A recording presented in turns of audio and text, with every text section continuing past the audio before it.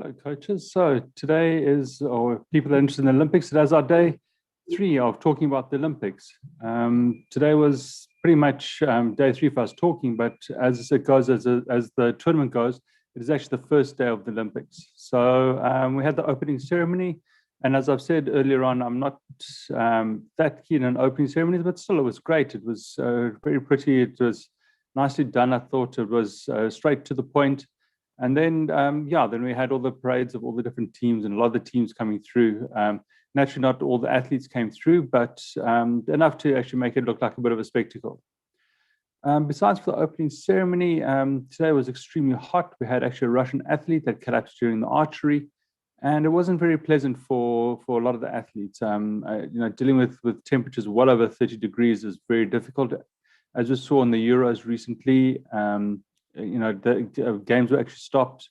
Well, not actually stopped, but they paused games for drink breaks every 20, 25 minutes. So the guys can actually have a break every quarter and refresh themselves and hydrate themselves. So we shouldn't expect anything less than that at the Olympics. And if you look at the rowing side, or if you look at the archery side, those people stand still for long periods of time, concentrating in the sun. So maybe like a row will go out, row, then go into some shade or something like that. A lot of these archers will stand out for long periods of time in the heat. So let's go into some of the results from today.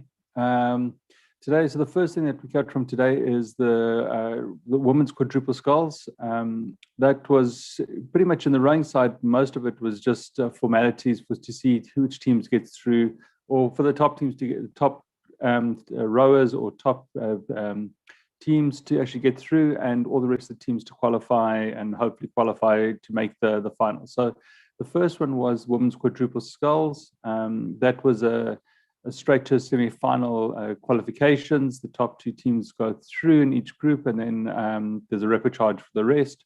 And China, Poland, Germany, Netherlands got through, automatically qualified.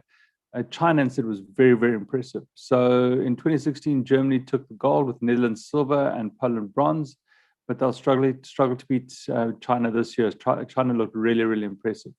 Who knows what everybody else has got in the back that they've reserved for the semifinals and finals, but at the moment, China looks like the team to beat. In the men's quadruple sculls, once again, the top 3 teams automatically go through, then qualifies for the rest. Top 2 teams go through and qualifies for the rest. Poland beat Italy for the first 2 positions in theirs, but it was a very, very close race. They beat Italy by 300ths of a second.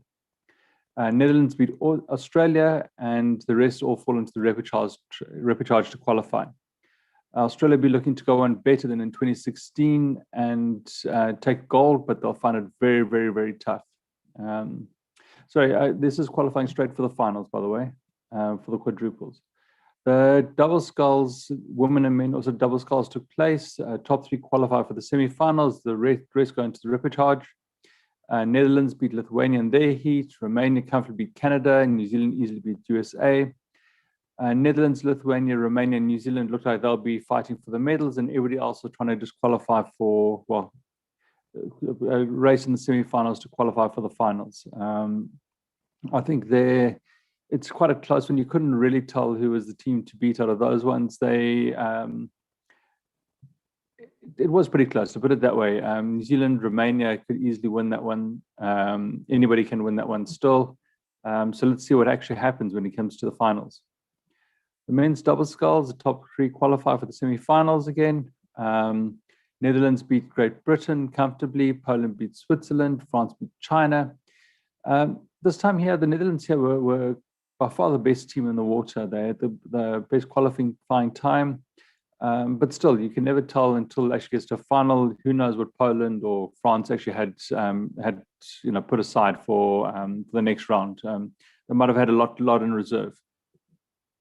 Men and women single sculls. Well, this has been the first round with the athletes qualifying for the quarterfinals. There were no real scares. No one was really pushed in the heats. Damien Martin, the 2016 silver medalist, qualified unchallenged and should easily go through to the semifinals together with Zelda, Nelson, Duskos, and Boric. Together, Boric actually had the fastest time in this round. In the women, Twig got the fastest time, but she qualified without any difficulty, and so did pretty much all the others in all the other top races in each one of the heats. So it's very, very tough to judge anything from this round. The next thing that we can talk about now is archery. It was 72 arrows, 70 meters. This was completely dominated by Korea, with only one person, the world record holder from the United States, Bradley Ellison, that actually came into the mix in the men's 70 meters. Otherwise, it was just pretty much dominated by Korea, and everybody else is just there. Naturally, it's great that they qualified and stuff, but I doubt they're going to be fighting for medals. In the men's standing, it was quite close to the top of the men's standing, but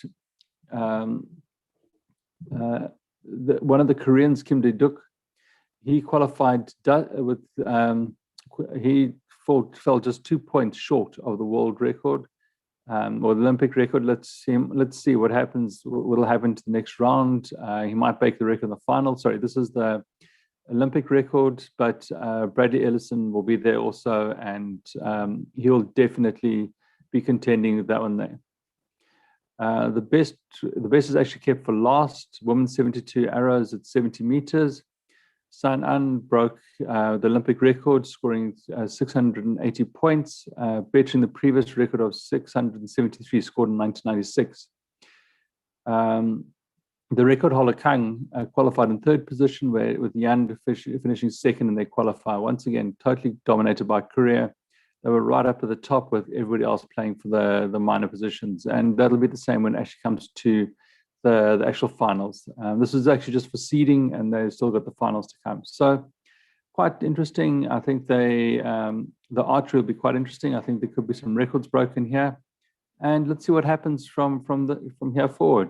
Tomorrow we've got football back again. We've got some baseball. So tomorrow should be another great day with lots of events happening tomorrow, and we actually come down really, really to the nitty-gritty.